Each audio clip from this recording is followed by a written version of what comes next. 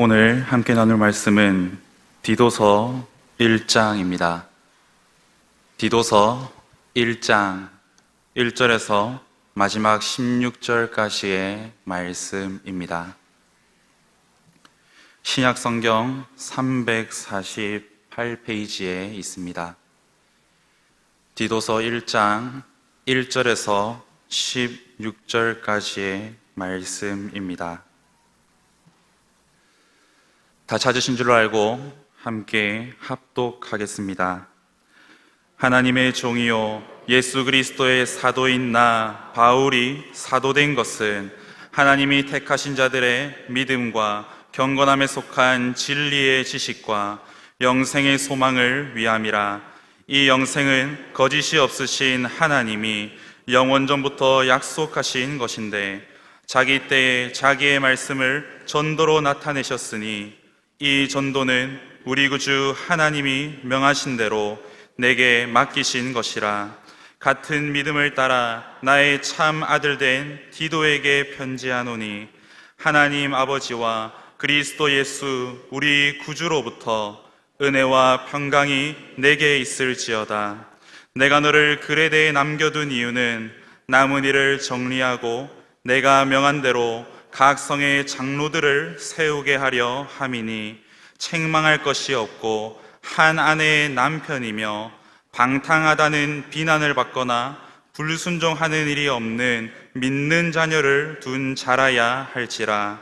감독은 하나님의 청지기로서 책망할 것이 없고 제 고집대로 하지 아니하며 급히 분내지 아니하며 술을 즐기지 아니하며 구타하지 아니하며 더러운 이득을 탐하지 아니하며 오직 나그네를 대접하며 선행을 좋아하며 신중하며 의로우며 거룩하며 절제하며 미쁜 말씀의 가르침을 그대로 지켜야 하리니 이는 능히 바른 교훈으로 권면하고 거슬러 말하는 자들을 책망하게 하려 함이라.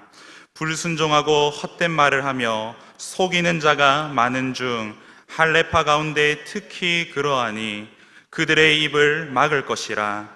이런 자들이 더러운 이득을 취하려고 마땅하지 아니한 것을 가르쳐 가정들을 온통 무너뜨리는도다. 그레데인 중에 어떤 선지자가 말하되 그레데인들은 항상 거짓말쟁이며 악한 짐승이며 배만 위하는 게으름뱅이라 하니 이 증언이 참되도다. 그러므로 내가 그들을 엄히 꾸짖으라. 이는 그들로 하여금 믿음을 온전하게 하고 유대인의 허탄한 이야기와 진리를 배반하는 사람들의 명령을 따르지 않게 하려 함이라. 깨끗한 자들에게는 모든 것이 깨끗하나 더럽고 믿지 아니하는 자들에게는 아무것도 깨끗한 것이 없고 오직 그들의 마음과 양심이 더러운지라. 그들이 하나님을 시인하나 행위로는 부인하니 가증한 자요 복종하지 아니하는 자요 모든 선한 일을 버리는 자니라. 아멘. 여러분들께 한 가지 질문을 드리겠습니다.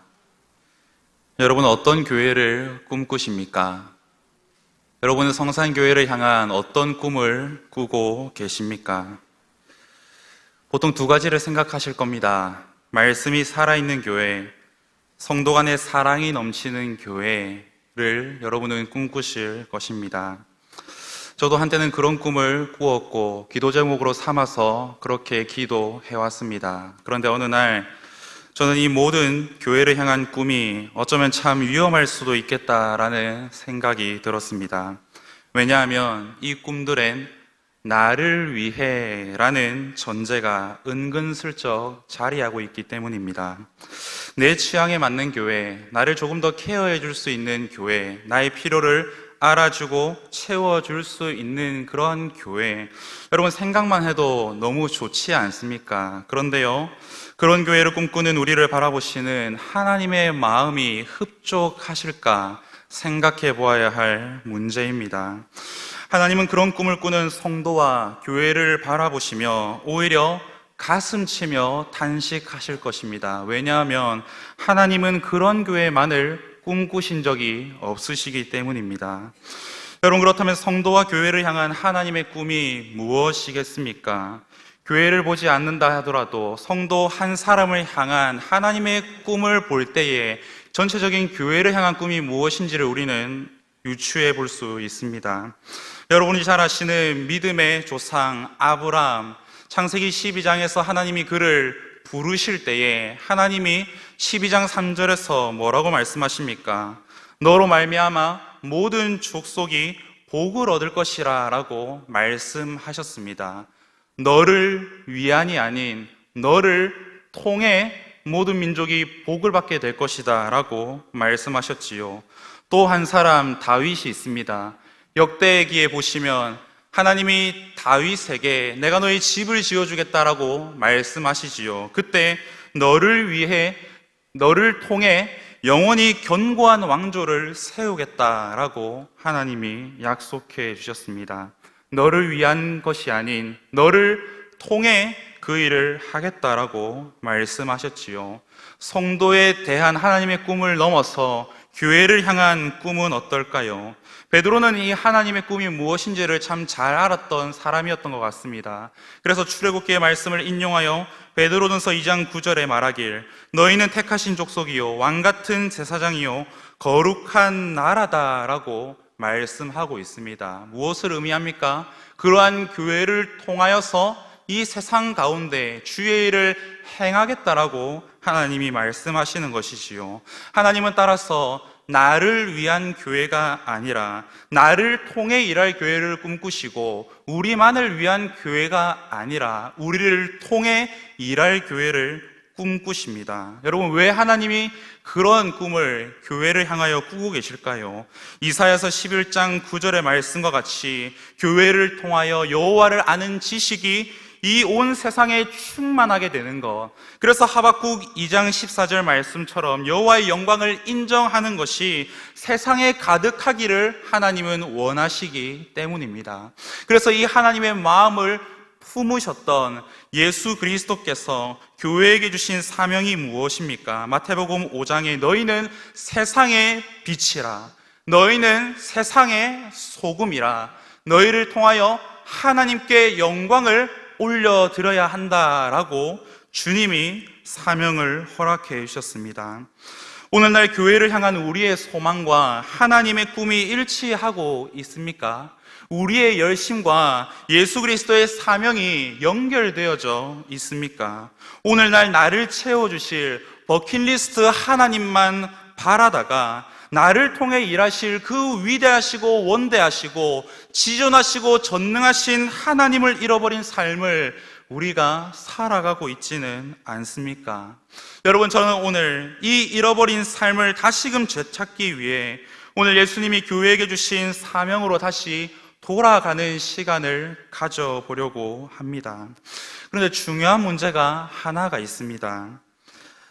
그것은 주님이 주신 사명, 그 꿈이 우리에게 때로 너무나 터무니없이 멀게 느껴진다는 사실입니다. 나를 채워주시는 하나님을 바랄 때는 매우 구체적이셨을 겁니다. 이것을 원합니다, 하나님. 이것을 채워주시기를 원합니다. 하나님, 이것도요. 매우 구체적이었단 말입니다. 그런데 갑자기 교회가 나를 통한 세상의 빛과 소금의 역할을 감당할 것을 꿈꾸기 시작할 때에 성도는 갑자기 힘들어집니다. 어떻게 해서 교회가 나를 통해, 교회를 통해 세상의 빛과 소금의 역할을 감당할 수 있을까? 매우 추상적이고 막막하게 느껴지기 시작하는 것이지요. 도대체 어떻게 우리가 세상의 빛과 소금의 역할을 감당하는 성도가 되고 또한 교회가 될 수 있을까? 우리가 오늘 디도서를 살펴봐야 할 이유가 여기 있습니다. 왜냐하면 디도의 고민도 우리와 동일했기 때문입니다. 여러분, 디도는 그레데 교회의 젊은 목회자였습니다. 그가 원래부터 목회자는 아니었겠지요. 그는 원래 이방인이었으나 1차 전도 여행을 다녔던 사도 바울이 전한 복음을 듣고 회심합니다. 그리고 회심한 이후에 바울의 동력자가 되어서 그를 항상 따라다니며 그를 돕는 자로서 역할을 감당합니다. 때로는 고린도 교회에 사도 바울이 편지를 보낼 때에 디도의 손에 그 편지를 붙들려서 보내게 됩니다. 그래서 그 수신자의 역할을 디도가 감당하기도 하고요. 또한 편지만 전달하고 돌아오는 것이 아니라 편지를 전달하고 그 편지에 기록된 내용을 따라서 고린도 교회에 있었던 바울이 마음 아파했던 그 모든 문제들을 해결하고 돌아왔던 유능했던 사람이 바로 디도였습니다.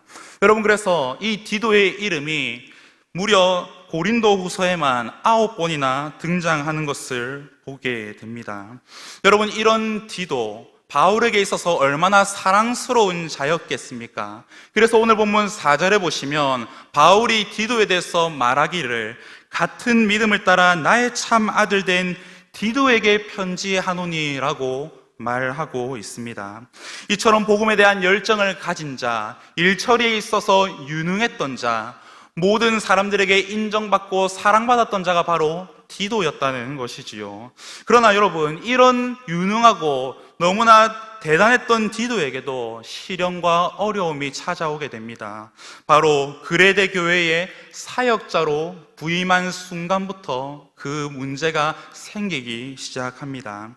여러분, 디도가 부임했던 이 그레데 교회, 특별히 그 그레데 교회를 품고 있는 그레데라는 지역, 우리에게 익숙한 표현으로는 크레타라는 섬입니다.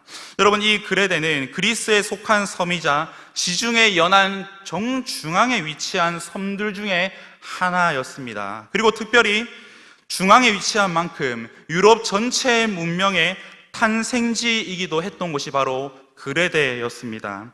또한 아시아와 아프리카, 유럽 세 대륙을 이어주는 중요한 해상무역의 요충지로 많은 항구를 가진 곳이 이 그레데였습니다. 따라서 매우 부유한 섬이었지만 그러나 동시에 인구 밀도가 높은 항구 도시였기에 퇴폐적이고 타락한 곳이 바로 그레데였습니다.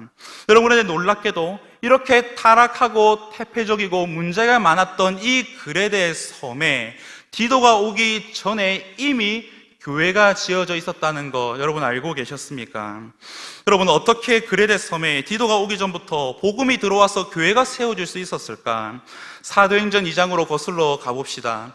여러분, 오순절 성령 강림 사건을 떠올려 보십시오. 그 당시에 마가의 다락방에 모였던 모든 자들이 하나님께 간절히 기도합니다. 그때 땅이 진동하고 성령이 불과 같이 임하여서 그들을 감화시켜 그들이 각 나라의 언어로 방언을 하기 시작하지요. 여러분, 그때 그 장면들을 주변에서 목격하던 자들이 있었다라고 사도행전 2장에서 말합니다. 특별히 2장 10절과 11절 말씀을 보시면 그 장면을 목격했던 주변인들의 명단이 나오는데요. 특별히 11절에 그 명단을 이렇게 시작합니다. 그레데인과 아라비아인들이라. 여러분, 따라서 이 오순절 성령 강림 사건이 일어난 그때에 그 장면을 목격한 자들 중에 그레데인들이 있었고, 그래서 자신들의 언어로 복음을 들은 이 그레데인들이 들은 복음을 가지고 섬으로 돌아가서 교회를 세우는 그런 일들을 행했던 겁니다. 놀라운 일이지요. 그런데 문제가 있습니다. 교회가 세워지기는 세워졌지만 도덕적으로, 윤리적으로, 영적인 모든 면에서 타락했던 이 그레데인들, 그 부패성이 너무 심각했다는 것, 무질서하고 자기중심적인 그러한 성향이 결국은 그레데 교회에도 계속해서 악영향을 끼치고 있었다는 것, 계속해서 교회를 공격하고 침투하는 일들이 일어나고 있었다는 것. 따라서 그레데 교회에 부임하게 된 디도가 목회자로서 이 그레데 교회가 세상의 빛과 소금의 역할을 어떻게 감당해 나갈 수 있을까? 무리가 아닐까? 이 일을 감당해 나갈 수 있을까? 고민하고 두려워 떨고 있는 그때, 그 찰나에 여러분, 디도의 사역을 격려하고 위로하고자 바울이 쓴 목회 서신이 바로 디도서였습니다. 바울은 교회가 세상의 빛과 소금의 역할을 감당할 수 있는 그 방법에 대해서 디도서를 통하여서 디도에게 전수해 줍니다. 그 가르침의 핵심은 단계와 조화가 필요했다는 것입니다. 여러분 한번 생각해 보십시오. 교회가 세상의 빛과 소금의 역할을 감당하는 것, 다이렉트로 할 수도 있는 일이지만 바울은 디도서를 총 3장으로 기록합니다. 그리고 각 장에 담긴 내용이 다 다른데요. 1장에서는 교회에 대해서, 2장에서는 가정에 대해서, 3장에서는 사회에 대해서 다룹니다. 따라서 교회를 통해, 가정을 통해 사회를 넘어 세상으로 나아가는 단계, 마치 하나님의 역사가 점진적이었던 것처럼 교회가 세상의 빛과 소금의 역할을 감당하는 것도 점진적이어야 된다, 순서가 필요하다, 단계가 필요하다라고 말하는 겁니다. 그리고 동시에 특별히 참된 교회를 세우고, 또한 영적으로 건강한 가정을 세우고, 또한 속한 사회에서 우리 그리스도인들이 어떻게 살아나가야 할 것인가, 이 모든 것들이 조화를 이룰 때에 세상의 빛과 소금의 역할을 능히 감당할 수 있다는 것, 마치 작은 물결들이 하나하나 겹쳐져서 큰 파도를 만들어 결국 물이 바다를 덮음 같은 역사를 만들어내게 될 것이라는 것. 여러분, 원하고 바라기는 성산교회가 이런 단계와 조화를 통하여서 이 교회가 세상의 빛과 소금의 역할을 능히 감당하는 예수 그리스도의 사명을 따르는 그런 참되고 바른 교회로 지어져 갈 수 있기를 주님의 이름으로 축복합니다. 여러분, 그런 의미에서 오늘 그 시작은 디도서 1장입니다. 앞서 말씀드렸다시피 디도서 1장은 사도 바울이 디도에게 교회에 대한 권면, 메시지를 전하고 있는 내용입니다. 특별히 어떠한 중요한 내용을 전달하는가, 여러분 5절을 한번 살펴보십시오. 5절을 우리 다 함께 읽어보도록 하겠습니다. 내가 너를 그레데에 남겨둔 이유는 남은 일을 정리하고 내가 명한 대로 각 성의 장로들을 세우게 하려 함이니.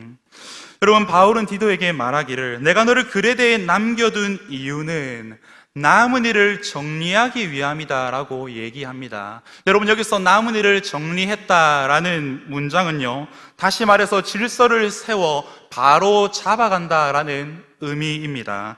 다시 말해 건강하고 참된 교회를 세우기 위해 교회의 질서를 부여해야 되고 그 질서를 통하여서 바로잡는 일들을 행해야 했다라는 것을 디도에게 말하고 있는 것이지요. 그런데 특별히 그 질서를 부여하는 것이 어떠한 일인가? 5절 후반절에 내가 명한 대로 각 성의 장로들을 세우게 하려 함이다.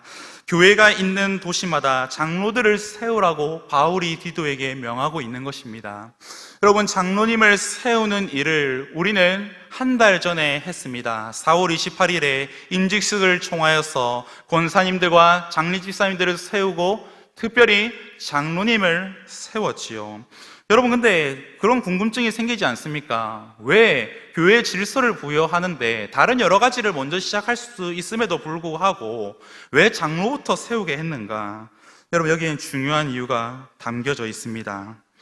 여러분, 구약의 출애굽기 3장과 4장 그리고 출애굽기 12장에 보시면 하나님이 장로들을 세우십니다. 그리고 하나님께서 모세에게 명령하심으로 그 장로들을 통하여서 이스라엘 백성들에게 말씀을 가르치고 그들을 재판하고 필요하다면 그들을 신방하여 그 말씀이 그들의 삶에 녹아들 수 있도록 하나님께서 말씀하십니다.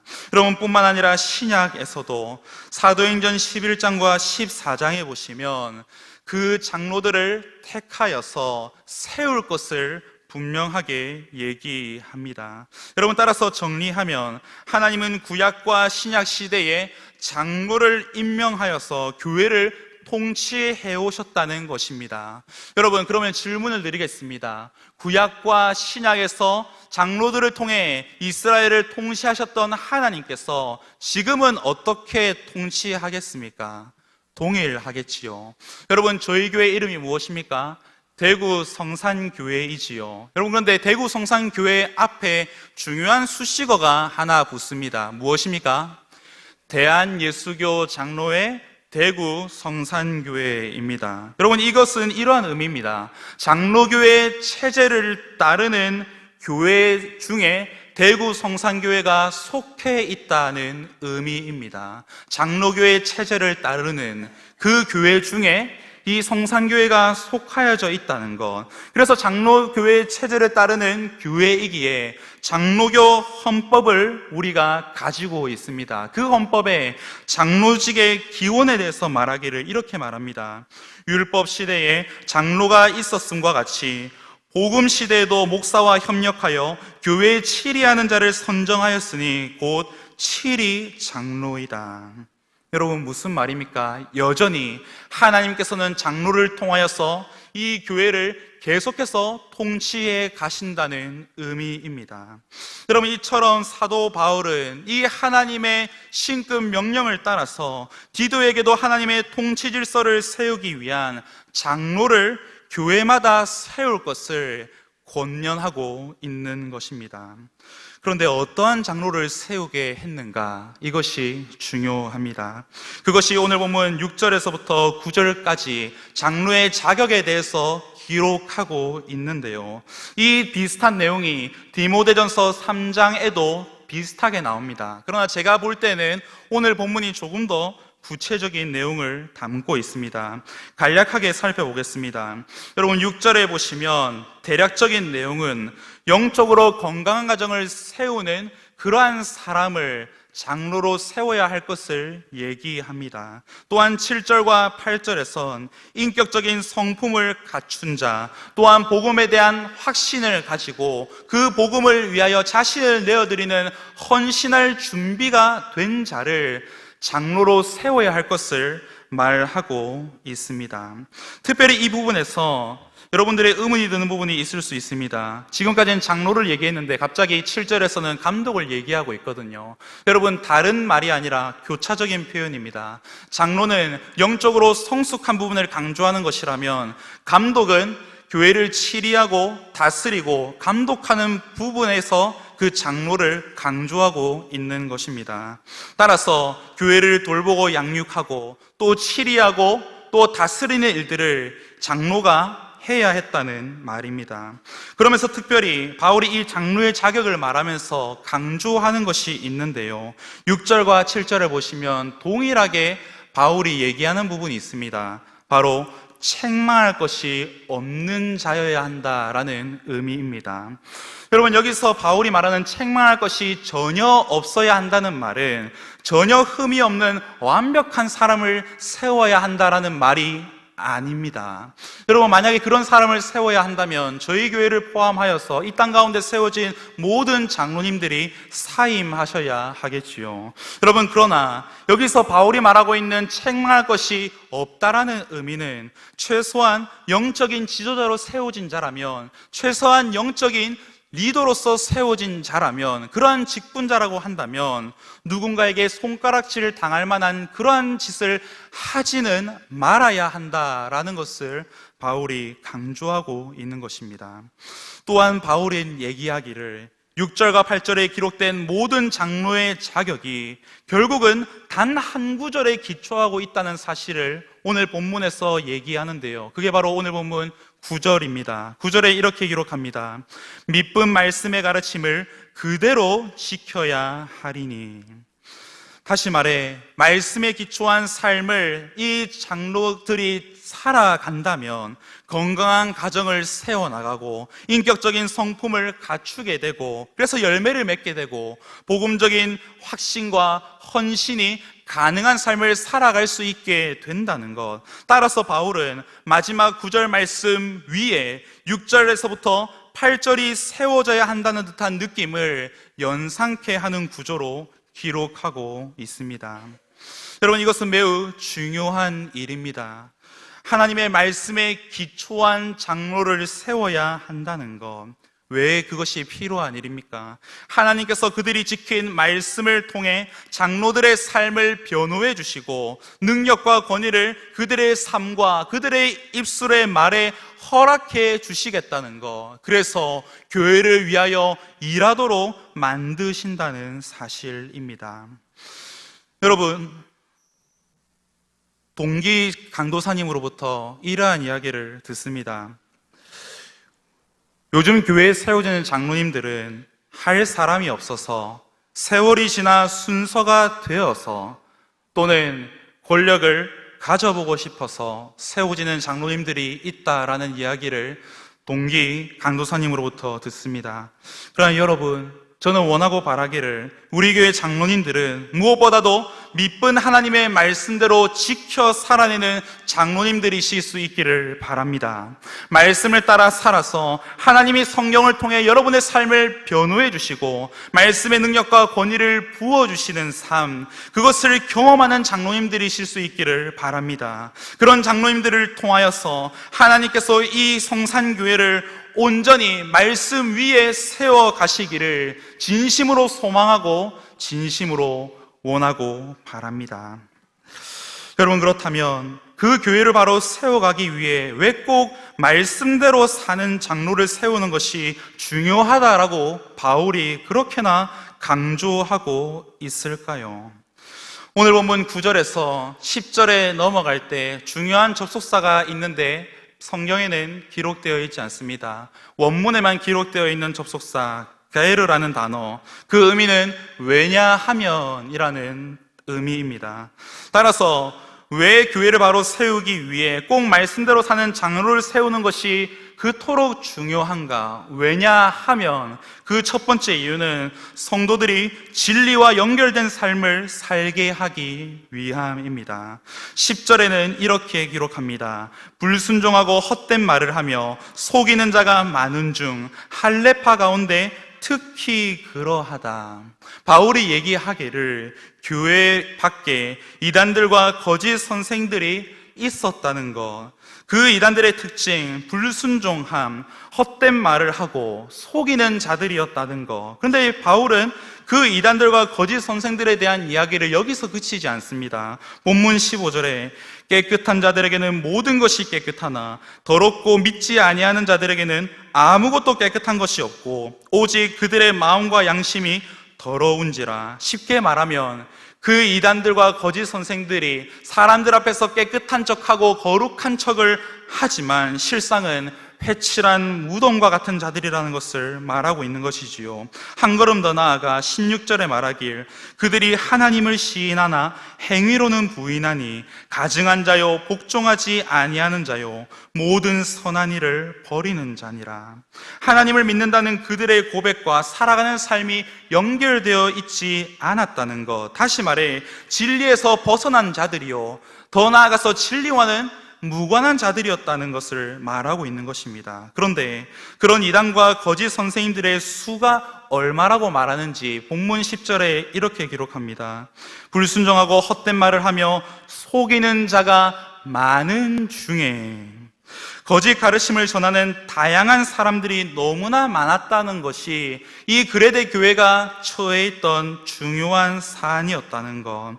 여러분, 이것이 그레데 교회의 이야기만은 아닌 것 같습니다. 왜냐하면 오늘 우리 교회에서도 그런 문제들이 있을 수 있기 때문입니다.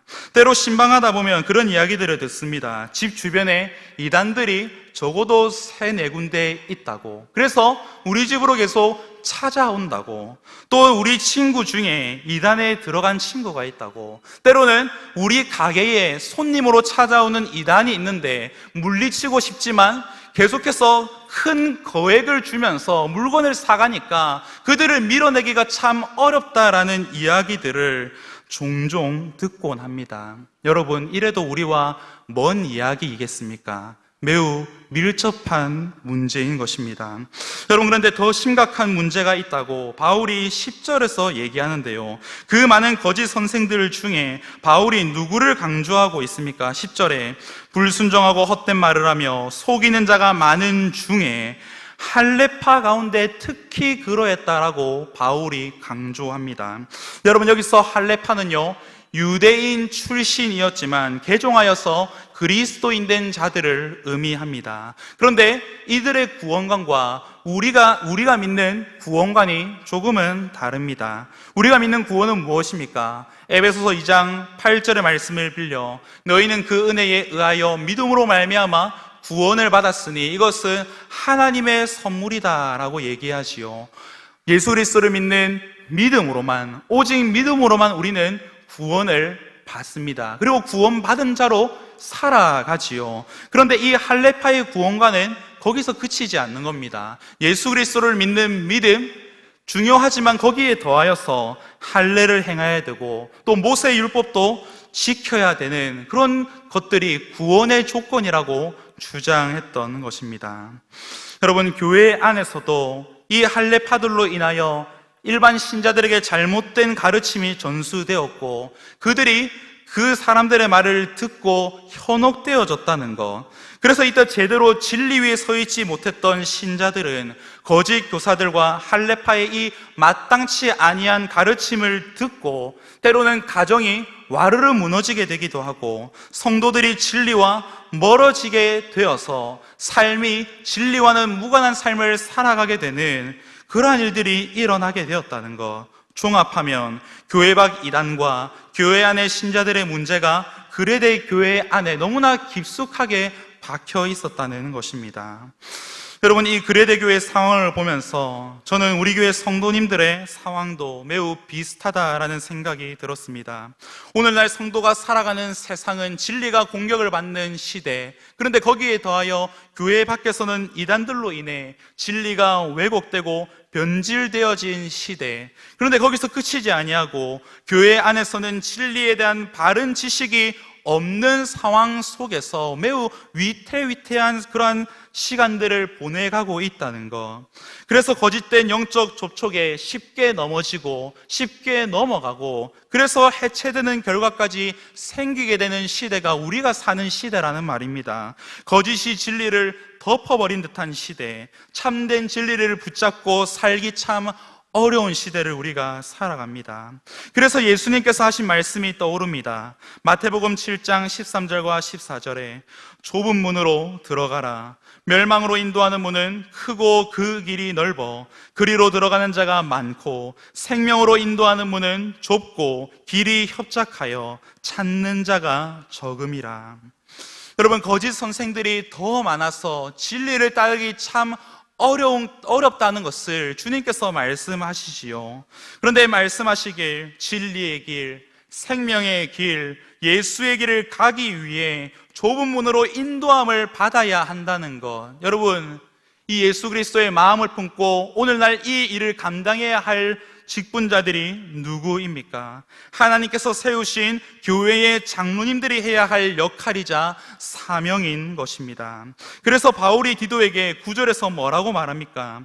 믿은 말씀의 가르침을 그대로 지켜야 하리니 이는 능히 바른 교훈으로 권면하고 거슬러 말하는 자들을 책망하게 하려 함이라. 여러분, 여기서 능히 바른 교훈으로 권면한다라는 말은 건강한 진단을 내려주어야 한다는 의미입니다. 마치 의사가 환자의 상태를 살펴보고 가장 적합한 최선의 진단을 내려주듯이 영적으로 신자의 상태를 장로님들이 분별하여서 현재 가장 적절한 최선의 진단을 내려주어야 한다는 것. 무엇을 통해서요? 믿으신 하나님의 말씀을 통해. 그렇게 진리의 말씀을 믿고 그 말씀을 따라 살아온 경험이 많은 성숙한 장로여야만 하는 이유가 여기 있는 것입니다. 일반적인 성도들은 분간하지 못하는 그 진리의 문제를 분별하고 참된 진리의 길을 교정하고 인도해 주기 위해서 말씀대로 사는 장로가 무엇보다도 간절하게 필요했던 것. 그래서 11절에서도 바울이 뭐라고 말합니까? 그들의 입을 막을 것이라. 왜곡되고 변질된 거짓된 가르침들을 침묵시키고 바르고 참된 진리를 끊임없이 그들에게 가르쳐 주라는 것, 말해 주라는 것. 여러분, 참된 교회를 바로 세우기 위해 말씀대로 사는 장로님들, 진리의 순수성과 거룩성을 지키고 성도들이 참된 진리 속에 살도록 해야 하는 일, 무엇보다도 진리가 자유롭게 한다는 사실을 믿고 확신 가운데 살아가시는 장로님들은 말씀으로 끊임없이 성도님들을 가르치고 훈계하고 권면하고 때로는 위로해야 하는 것입니다. 여러분, 따라서 성산교회의 장로님들이 무엇보다도 성산교회의 진리의 수호자요, 진리의 파수꾼으로 우뚝 서서 어린 양들, 하나님께서 맡겨주신 성도들을 마땅히 지킬 수 있기를 주님의 이름으로 축복합니다. 여러분, 또한 참된 교회, 바른 교회를 세우기 위해 바울이 말씀대로 사는 장로를 세우라고 했던 그 중요한 이유 두 번째는 성도들을 사랑하고 성도들의 삶을 변화시키기 위함입니다. 오늘 본문 12절에 이렇게 기록합니다. 그레데인 중 어떤 선지자가 말하되 그레데인들은 항상 거짓말쟁이며 악한 짐승이며 배만 위하는 게으름뱅이라.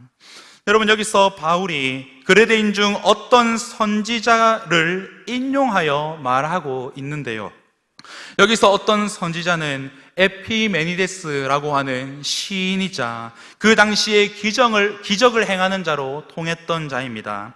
뿐만 아니라 그리스의 7대 현인 중 한 사람이 바로 에피메니데스였습니다. 여러분, 그런데 이 에피메니데스가 그레데인인 자신을 포함하여 그 그레데 섬에 살고 있는 모든 그레데인들을 바라보고 평가하는 내용을 바울이 인용하는데요, 12절에 그레데인들은 항상 거짓말쟁이며 악한 짐승이며 배만 위하는 게으름뱅이다. 다시 말해 도덕적으로, 윤리적으로, 영적인 모든 면에서 문제가 있는 자들이었다는 것. 그런데 그것이 단순히 일반적인 사람들의 삶뿐만이 아니라 그들의 영향을 받은 그레데 교회에 속한 그리스도인들의 영적인 상태도 맞물려 있었다는 것. 여러분, 에피메니데스가 이렇게 그레데인들을 향하여서 그들은 항상 거짓말쟁이고 악한 짐승이고 배만 위하는 게으름뱅입니다 라고 말한 중점이 무엇입니까?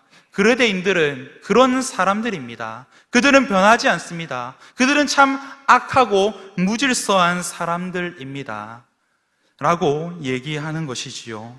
바뀌지 않는다는 것, 그래서 손쓸 수 없다는 것. 그런데 여러분, 바울도 그들의 성격과 삶을 잘 알아서 디도에게 말하기를 13절 시작에 이 증언이 참되도다라고 말합니다. 다시 말해 에피메니데스가 그레데인들에 대해서 말한 그 내용이 내가 보고 듣고 느낀 바 그 증언이 참으로 맞는 말입니다라고 얘기하고 있는 겁니다. 그런데 중요한 것은 바울의 중점은 에피메니데스의 중점과는 다른 곳에 있었다는 것을 주목해야 합니다. 바울은 13절에서 뭐라고 말합니까? 이 증언이 참되도다. 그러므로 내가 그들을 엄히 꾸짖으라. 이는 그들로 하여금 믿음을 온전하게 하고.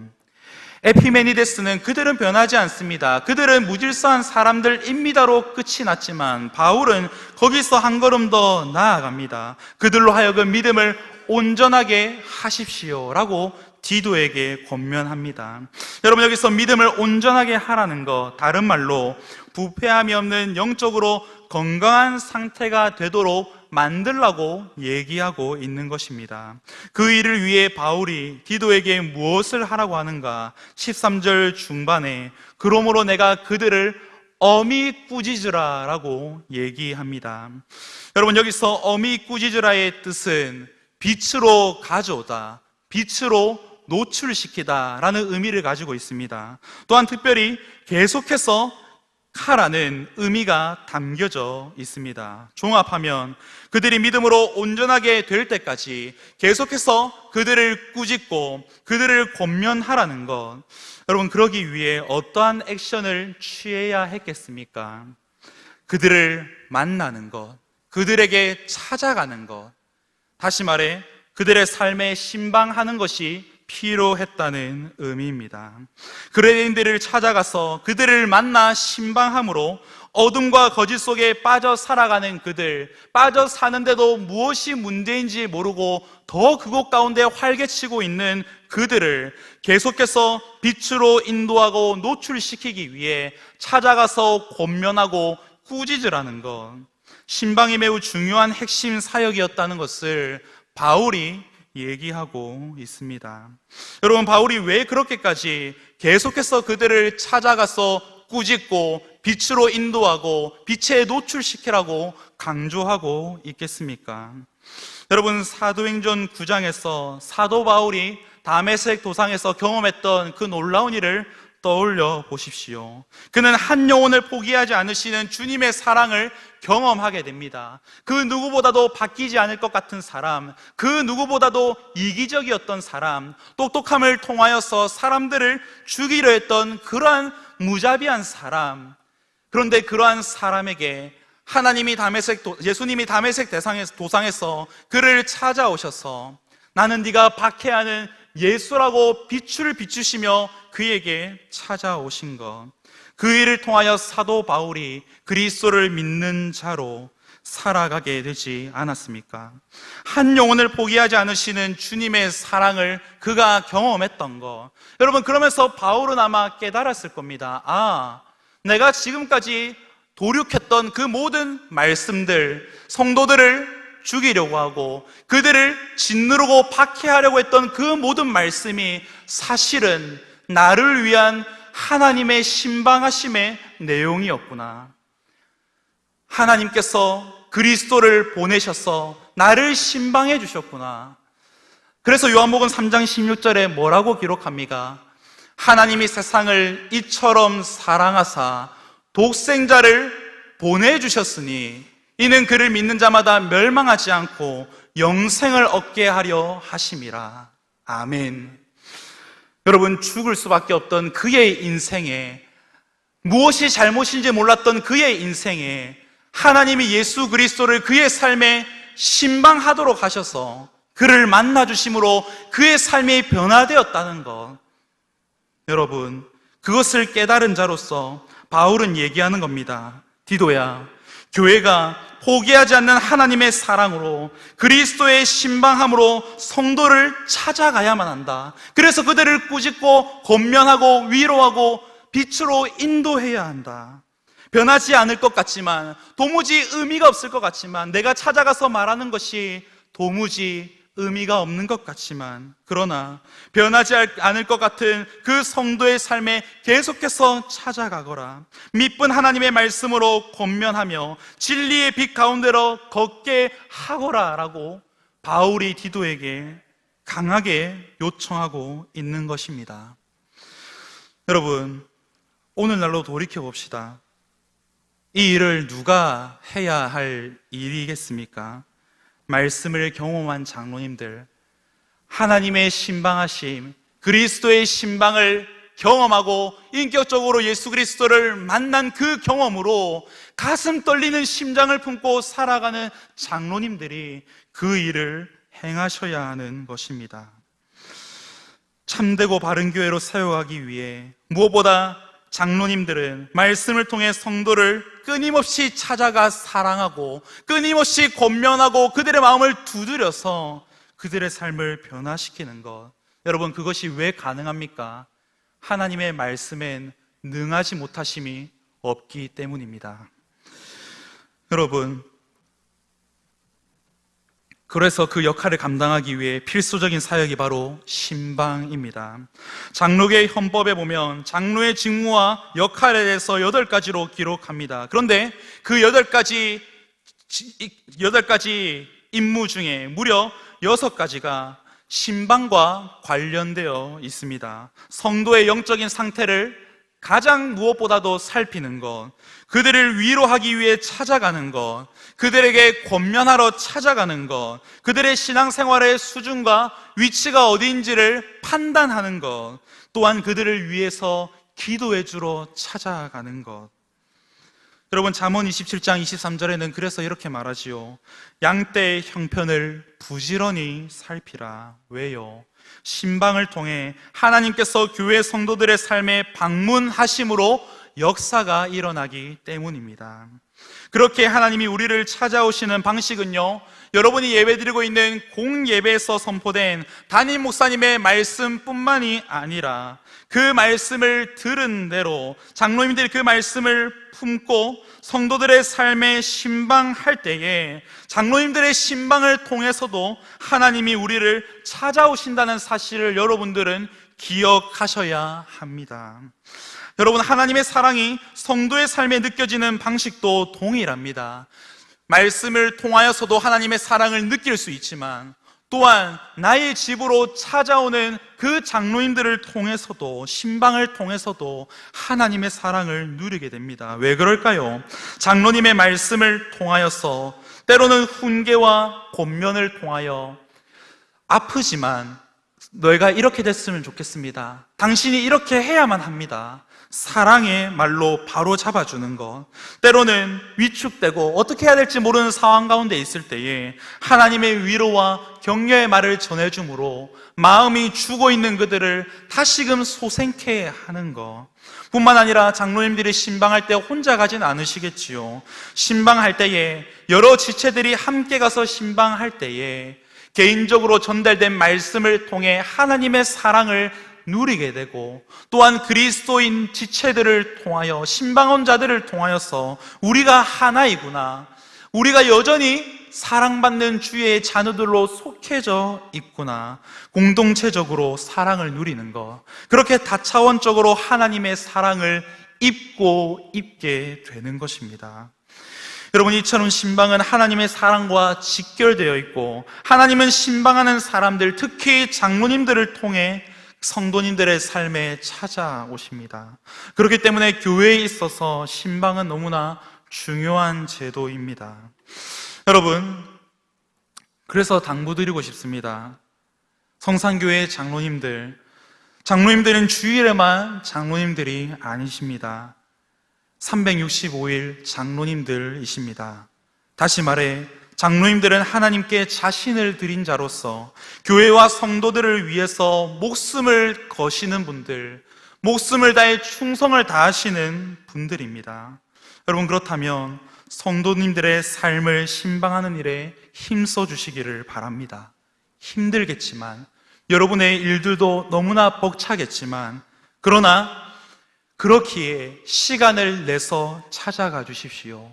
그리스도께서 우리의 시간을 뚫고 찾아오셔서 우리를 신방해 주셨듯이 그리스도를 닮아서 그들을 신방해 주시기를 바랍니다. 만일 신방하지 않는다면 여러분에게 하나님이 맡기신 그 영적인 자녀들, 영적인 양떼들을 여러분이 방치하는 결과를 가져오게 될 것입니다. 그러나 여러분들이 만약에 성도님들을 신방하게 될 때에 하나님의 교회를 세워가기 시작하는 것을 여러분들이 가장 먼저 경험하게 될 것입니다. 하나님께서 장로님들을 통해 성도님들을 만지시고 일으키시고 회복시키시고 온전케 하실 것을 여러분 믿으시기를 바랍니다. 장로님들께서 그 일을 감당해 주셔야만 하겠습니다. 반드시 그 일을 하셔야만 합니다. 그럴 때에 성산교회가 살아나는 일들이 조금씩 싹트고 일어나게 될 것입니다. 여러분, 그런데 장로님들이 행하는 일도 중요하지만 오늘날의 문제는 성도님들에게도 있다는 사실을 기억해야 합니다. 여러분, 때때로 성도님들 가정 가운데 신방하려고 전화할 때면 신방을 거절하시는 전화를 종종 받곤 합니다. 이유가 무엇일까요? 한 3가지로 들 수 있을 것 같습니다. 귀찮고 번거롭기 때문에, 신방에 대한 선택권이 성도에게 있다고 생각하기 때문에, 누군가에게 나와 우리 가정에 대한 신앙생활을 점검받는 것이 쉬운 일이 아니라고 생각하고 때로는 꺼려지기 때문에. 여러분, 그러나 신방을 받지 않는 것이 성도에게 있어서 얼마나 큰 손해인지를 여러분들이 오늘 이 시간 아셨으면 좋겠습니다. 첫 번째로, 여러분들이 신방을 받지 않으면 얼마나 큰 손해를 입게 되는가, 설교가 삶으로 와닿지 않는 그러한 일을 여러분들이 감당하셔야 할 것입니다. 때로는 목사님들과, 때로는 장로님들과, 때로는 직분자들이 여러분들에게 신방할 때에 그냥 신방하지 않지요. 말씀을 들고 여러분들의 삶에 신방하십니다. 그런데 여러분들의 삶에 신방할 때에 그렇게 신방함으로 여러분의 삶에 어떠한 문제가 있는지, 어떠한 어려움이 있는지를 보고 느끼게 되지요. 여러분, 그것을 보고 느끼는 거 하나님이 의도하신 일입니다. 하나님이 목사님들과 장로님들을 여러분의 삶에 보내셔서 신방케 하심으로 여러분의 삶에 가장 밀접한 것을 세세하게 보게 하셔서 목사님들의 설교에 또한 장로님들의 권면 속에 그것이 녹아들 수 있도록 만드시는 거 하나님의 계획이라는 말입니다. 여러분, 그런데 만약에 신방을 여러분들이 거절하게 된다면 어떠한 일이 일어나겠습니까? 말씀의 사역자들과 장로님들이 여러분들의 삶을 알지 못함으로 여러분들과는 상관이 없는 추상적인 말씀을 전할 수밖에 없게 될 것입니다. 여러분들은 그것을 각오하셔야 합니다. 또한 두 번째로, 여러분은 하나님의 사랑을 풍성히 누리지 못하게 될 것입니다. 하나님은 목사와 장로의 직분을 통해서 신방하는 성도들의 삶에 찾아온다라고 말씀하셨습니다. 하나님께서는 장로님들과 목사님들의 그 모든 오감을 사용하셔서 여러분을 신방하십니다. 사랑의 메시지를 들고 말입니다. 그런데 만약 그것을 거절한다면 장로님들을 통해 통치하시는 하나님의 신방을 거절하는 결과를 가져오게 되고, 그렇게 되면 하나님의 찾아오심을, 하나님의 사랑의 메시지를 여러분이 스스로 놓치게 되는 결과를 가져오게 될 것입니다. 또한 세 번째로, 여러분은 성도 간의 연합과 기도 제목이 사라지는 교회를 만들게 될 것입니다. 여러분, 신방할 때 장로님들뿐만 아니라 목사님들이 다른 직분자들 또는 성도님들과 함께 신방합니다. 그러면은 그때 성도는 연합을 이루게 됩니다. 섬김을 주고 받게 되고요, 또한 사랑을 누리며 서로를 생각하는 계기를 가질 수 있게 됩니다. 그런데 만약에 신방을 받지 않게 된다면 여러분, 성도의 연합은 자연스럽게 교회 내에서 사그라들게 될 것입니다. 또한 신방을 할 때는 무엇보다도 저 성도님들의 삶에 이러한 문제가 있구나, 이러한 어려움이 있구나 해서 구체적으로 기도할 수 있는데, 신방이 없어진다면 그 성도를 위해서 기도할 때 어떻게 되겠습니까?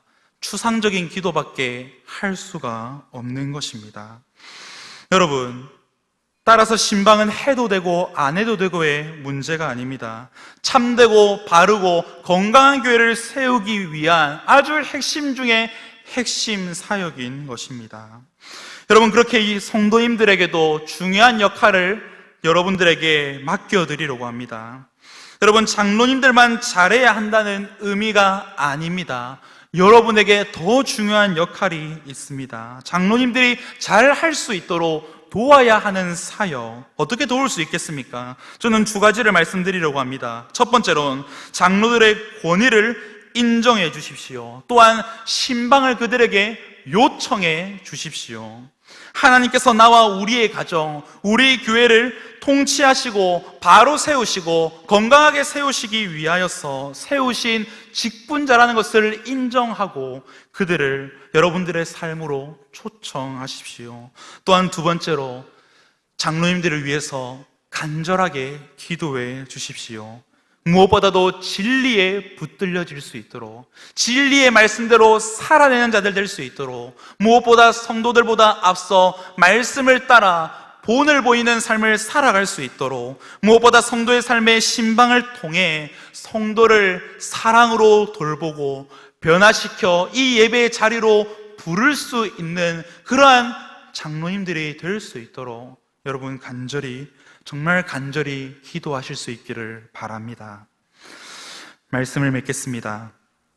세상의 빛과 소금의 역할을 감당하기 위해 무엇보다 바울은 디도에게 참되고 건강한 교회를 먼저 시작해야 한다라고 당부합니다. 여러분, 성산교회가 무엇보다도 참되고 건강한 교회를 가장 먼저 세워갈 수 있기를 바랍니다. 여러분, 그것은 장로님들의 모습이 어떠한가로 인해 공동체가 진리와 사랑 안에 변화되고 온전히 세워질 수 있게 된다는 것, 저는 마지막으로 사사기 2장의 말씀을 여러분들에게 말씀드리고자 합니다. 사사기 2장 7절에는 이렇게 기록합니다. 백성이 여호수아가 사는 날 동안과 여호수아 뒤에 생존한 장로들 곧 여호와께서 이스라엘을 위하여 행하신 모든 큰일을 본 자들이 사는 날 동안에 여호와를 섬겼더라. 이끌던 지도자와 또한 이끌던 장로들, 말씀에는 생존한 장로들이라고 말하고 있습니다. 그들이 살아있을 땐 이 이스라엘이 하나님 앞에서 살아갔단 말입니다. 그런데 10절에 그 세대의 사람도 다 그 조상들에게 돌아갔고 그 후에 일어난 다른 세대는 여호와를 알지 못하며 여호와께서 이스라엘을 위하여 행하신 일도 알지 못하였더라. 그들이 다 죽었을 때, 그 올바른 장로들이 세워지지 아니했을 때, 진리가 계속해서 지켜지지 아니했을 때, 성도들을 살피지 아니했을 때 여호와를 알지 못하며 여호와께서 이스라엘을 위하여 행하신 일도 알지 못하는 다른 세대가 되었다라고 말합니다. 여러분, 이들이 죽고 다른 세대가 세워지게 되었다는 것, 여러분 무엇이 중요한 것입니까? 죽지 않고 살아있어야 할 직분이 있다는 것. 사람은 죽으나 그러나 그 직분에 맞는 계속해서 그 영적인 자들이 일어나야 한다는 것. 죽지 않고 살아있어야 할 직분이 바로 장로라는 직분입니다. 여러분, 저는 이것을 몸에 빗대어 심장에 빗대고 싶습니다. 장로님들은 몸으로 따지면 심장에 속한 분들입니다. 무엇보다도 그리스도의 몸된 교회로서 그리스도께서 이 몸된 교회를 세워가실 때 그 가장 중심에 두신 사람들이 장로님들이라는 사실입니다. 살아있는 장로, 생존한 장로, 가슴 뛰는 장로, 그리스도의 심장이 된 장로가 말씀대로 살아있고 말씀을 붙들고 그리스도의 몸된 지체들을 신방할 때에 그리스도의 몸된 교회가 생명의 말씀으로 영양분을 뻗어서 그 영양분을 먹고 마시고 진리와 연결되는 일이 일어나게 되고 각 마디가 포기하지 않는 그리스도의 사랑 안에서 한 지체로 강한 연합을 이루게 되는 것.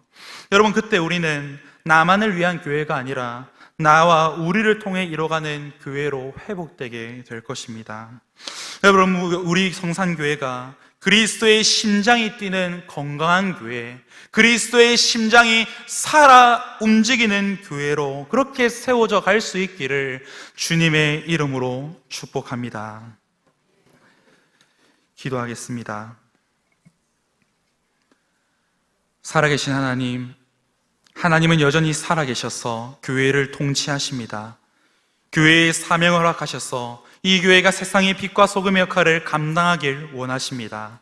그 일을 위하여 교회로부터 그 일을 시작하시는 하나님, 저희 성산교회가 무엇보다도 살아계신 말씀을 붙드는 장로님들을 통하여 이 교회가 그리스도의 몸된 교회로 진리와 연결되고 바른 온전한 성도의 연합을 이루는 그러한 교회로 지어져 갈 수 있도록 주여 인도하여 주시옵소서. 붙으실 하나님을 의지합니다. 감사드립니다. 예수님의 이름으로 기도드립니다. 아멘.